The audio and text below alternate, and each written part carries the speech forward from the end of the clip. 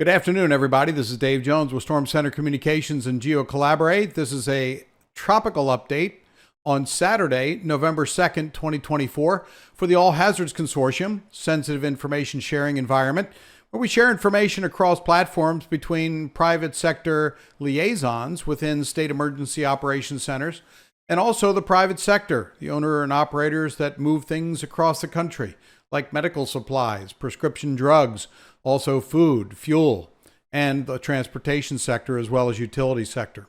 Well, this is the tropical look right now with the GOES satellite. And once again, I've merged in the sea surface temperature data. We have a couple of things going on in the tropics. The first thing I want to point out, let's get that one out of the way here. As a matter of fact, I'll just pull it full screen. This is the tropical Caribbean. I'm going to talk about this in a little bit more detail here in just a few seconds. But I do want to go up, way up into the North Atlantic here, and show you this spin of interest. Remember yesterday we talked about this where I was pretty convinced it was Tropical Storm Patty. Sure enough, the National Hurricane Center upgraded this system to Subtropical Storm Patty. And it is now approaching the Azores. It's almost right on the limb of where the GOES East satellite can observe because of the curvature of the Earth. But I can go over to the European satellite and take it from a different perspective here. And there we go. This is the European satellite, Meteosat. Here are the Azores right here. And here's the center of circulation of Patty. So you can see this is a frontal system way out ahead of it. But it did spin up and get enough convection around it to become a tropical storm, subtropical storm. But it is named. So Patty is off the table for anything that develops in the Caribbean because now it's approaching the Azores. As a matter of fact, I can take you right over to GeoCollaborate. We can just focus on this one just for a second. Here is GeoCollaborate, and here is the forecast track of Patty. And you can see the official forecast as it becoming a subtropical storm and then sort of a depression right before it makes landfall in Spain and Portugal. So it looks like a lot of moisture coming back into Spain. They don't need it. Here's Valencia, where they've had such terrible flooding over the course of 2 days last week. The death toll there is still climbing. Now over 200 people were killed in the extreme flash floods that happened in Valencia in south central and eastern Spain there. And now here comes Patty, and it's going to be bringing more moisture into Spain and Portugal. So I'm going to take you back to the tropics where we're talking about potential development of Rafael. So here we are again, and this is the latest satellite imagery.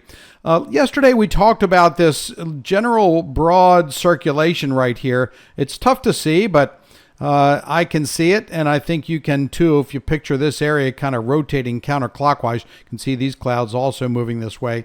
And so now it looks like we will have a tropical depression forming over the next day or two. So into tomorrow, Sunday, or possibly into Monday. The National Hurricane Center has given this a designation, 97L.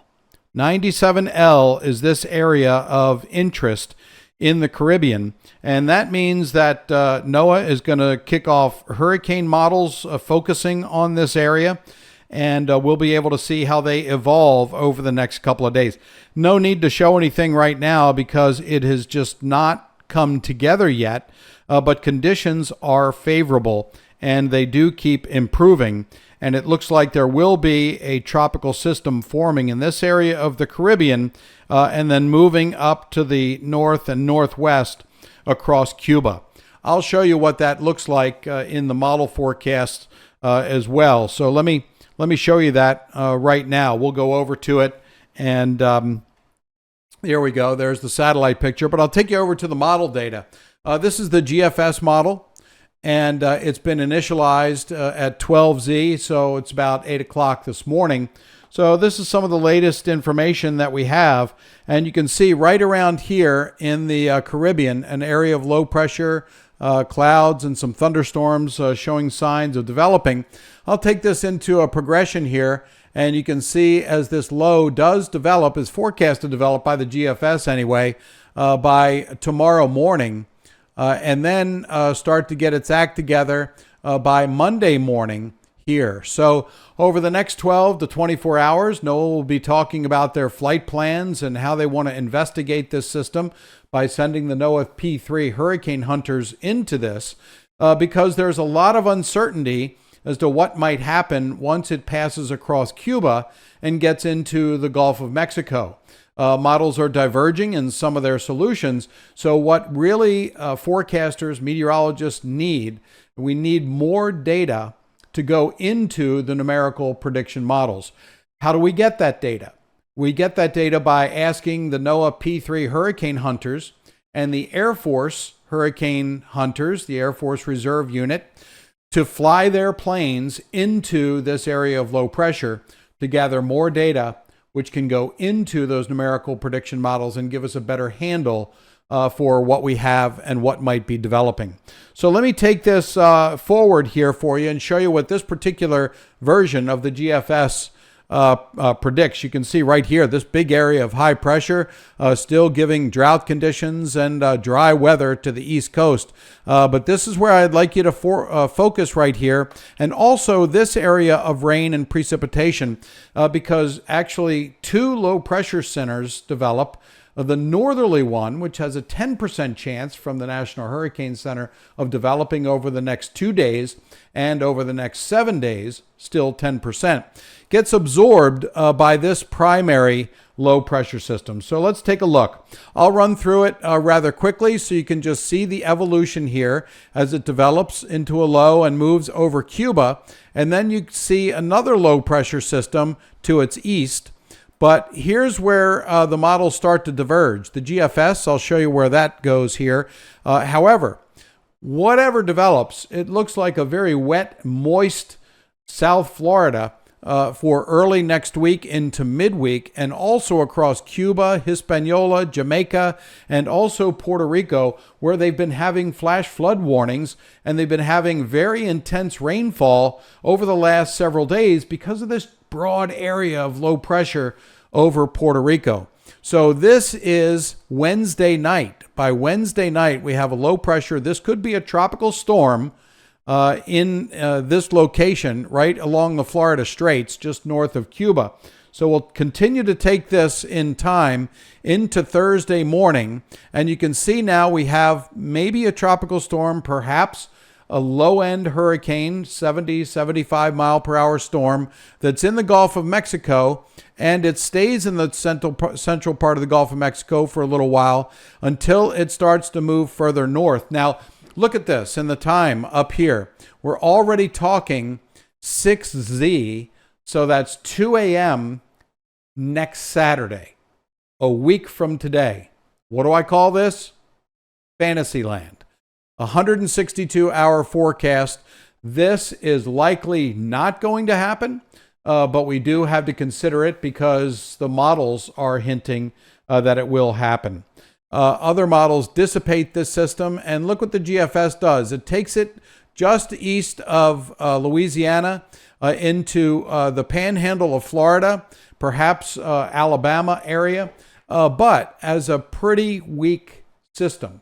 So it looks like more of a rain event than a big hurricane with a big storm surge. But we still have to consider what's going to happen. And certainly when those Hurricane Hunter aircraft fly into the developing system over the next several days, we'll be getting more data that will help to refine this forecast. And we'll be using the more mesoscale or storm-focused models to see what they do with the storm intensity and all that stuff. So first of all, it's too early to talk about any sort of storm intensity. We want to make sure that we do see this low pressure system actually form in the Caribbean. And then once we see it form, what is it going to do and how much is Cuba going to impact its intensity? So I'll take this backwards again and I'll just cycle through it rather quickly. You can see it evolving and developing, moving over Cuba, then moving into the Gulf of Mexico, and then gets swept up in this big trough of low pressure that's over the Midwest. And you can see the front hanging down. That's a trough that will suck it right up. It will enhance the moisture, and it will make the rainfall more intense if this is what happens. And then I'll take this out a little bit further out in the future, so it seems to sweep the system up and move up the Appalachians. Again, fantasy land. We're not making any predictions that we're going to have flooding rains again in western North Carolina or the Appalachians, but we do want to watch the evolution of this system, and we will be doing updates every day until this system either dissipates or comes ashore somewhere. And so I'll take this back again. Remember, see, this is 6Z Sunday. So that is Saturday or Sunday morning, a week from tomorrow. Okay, so, but I just want to keep you updated on what's going on. One piece of caution that I would like to offer you, and anybody who kind of surfs YouTube and surfs the web for weather updates and tropical updates and things like that, if you see anybody posting a single frame of a hurricane forecast or a tropical forecast, and you see this time out here and it's any higher than 96 hours, don't believe it. They put it out there just to get clicks, just to cause stress, and just to make sure you keep coming back to watch them for updates, and they get whatever they want to get, clicks or views or however that works. So don't believe it. Make sure you trust a meteorologist who is giving you the information across the entire forecast spectrum and then talks about what the uncertainties are. And that's what I think that I am doing here. If not, please let me know in the comments, and I will certainly address them. But this is what we're looking at. So this is by tomorrow evening, we should have a low pressure system developing in the Caribbean. Again, the National Hurricane Center has given it a designation of 97L. And I'll look here in GeoCollaborate. Let me take that full screen. Here is the area that the National Hurricane Center is watching for development. And you can see it kind of follows the path of the GFS and what the GFS is forecasting. They're expecting this broad area to consolidate into a low pressure system over the next 24 to 48 hours, and then move in sort of this direction. So this area is fair game over the next 7 days for something to develop. But this is the X.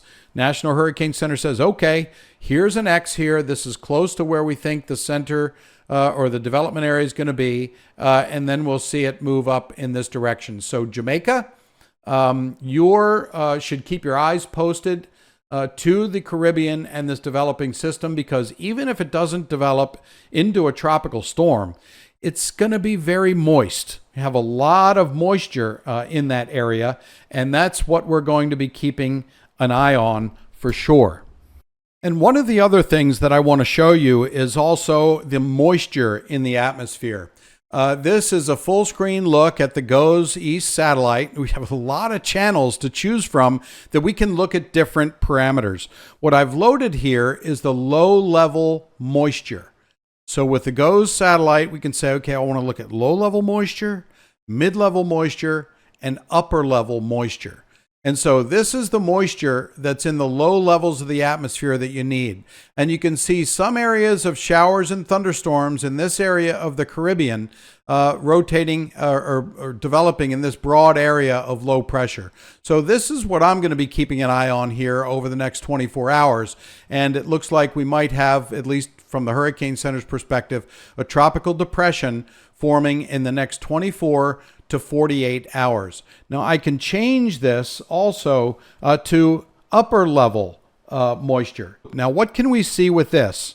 Well, we can see where all the moisture is in the Caribbean. This isn't sea surface temperatures. This is how much moisture is in the upper levels of the atmosphere. And the milky stuff, that's moisture. The dark stuff, that's dry air. The enhanced dark stuff is really dry air. So this is where, when this gets entrained into tropical systems, it it can kind of kill them by getting wrapped around into the center and drying out some of that convection or thunderstorm activity. But look how moist it is in the Caribbean. A lot of moisture to work with in the upper levels. And you can see moisture increasing, heading towards Jamaica a little bit. But this is the area that I'll be watching here for potential tropical development. And so back to GeoCollaborate, because this is where the Hurricane Center is also looking at another possible area of development along north of Puerto Rico and north of Hispaniola into the lower Bahamas here, the extreme southeastern Bahamas, where something could develop, but it seems to get absorbed by the circulation that's going to be forming from the southerly system. So only a 10% chance that this is going to develop, but that really doesn't matter. And I want to go back just for a second to the moisture product, because this is that area that we're watching for potential development. But look at all the moisture. That is a lot of tropical moisture, and it's moving this way. See it? See it creeping that way? It's moving this way. So that's going to, and you can see sort of a circulation there. And so this moisture is going to combine with the moisture coming up from this tropical system. And that's why it's going to be very wet in Hispaniola, Cuba, the Bahamas, and South and perhaps Central Florida during next week, from I'd say Monday into Thursday to Friday of next week. So expect very wet conditions. Jamaica, Hispaniola, Puerto Rico, and they don't need it in Puerto Rico. You guys have seen already 5 to 8 inches of rain in certain areas with flood warnings, rip current advisories, and also high surf advisories. That's going to continue because look at these. This is counterclockwise circulation, blowing winds right into the northern coast of Puerto Rico. Big waves down there. So this satellite picture really gives us a good idea for how much in the way of moisture is in the tropics, and that will be transported towards Florida over the next several days.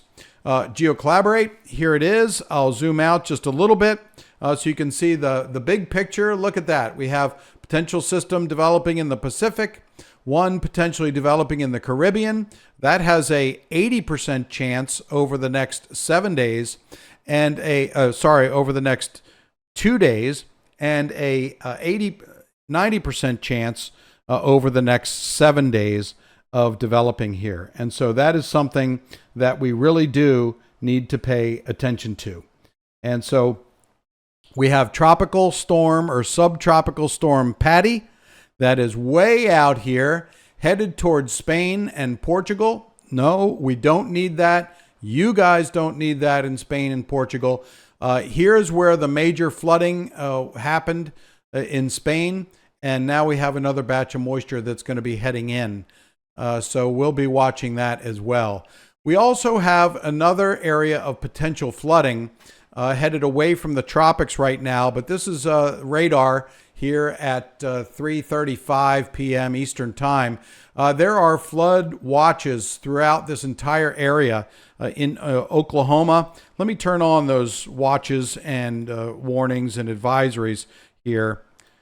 There we go. So I just turned on. These are all flood watches going on from northern Texas into Oklahoma, northwestern Arkansas, southern and southeastern Kansas, all because of this area of low pressure that's going to be dumping some pretty intense rain in the Midwest there. So pay attention to your local weathercasters and the local National Weather Service offices there for any warnings that need to be issued or will be issued. Look at this off the coast of Florida, persistent small craft advisories. And even if we dive closer into Florida, we still have flood warnings in effect. Flood warnings in effect from Hurricane Milton, a month ago, where you can see the waters are having a difficult time draining out of the Withlacoochee River and also out of the Peace River down here. And we certainly have flooding going on the east side of Florida. It is just too flat in Florida to drain water very quickly. and there's already some more rain falling here in parts of Florida right now. So that's it for this tropical update. We're going to keep an eye on this area in the Caribbean. If it does develop, it looks like this could become Rafael. Rafael would be the next system that we would be watching. And so as I load up the latest tropical loop here in the visible sector from GOES, we don't have anything yet. We do have a broad area of low pressure. The National Hurricane Center has identified it as 97L. That is going to be the designator for which we run higher resolution hurricane models on this. And then over the next 2 days, we expect it to become a tropical depression. So we'll keep you posted. Thanks so much for watching on this Saturday afternoon. We will be back tomorrow around the same time, probably around between 2 and 3 o'clock Eastern Time with another update. So I'm Dave Jones with Storm Center Communications and GeoCollaborate. Please enjoy the rest of your day. Please watch out for yourself and also watch out for your neighbors.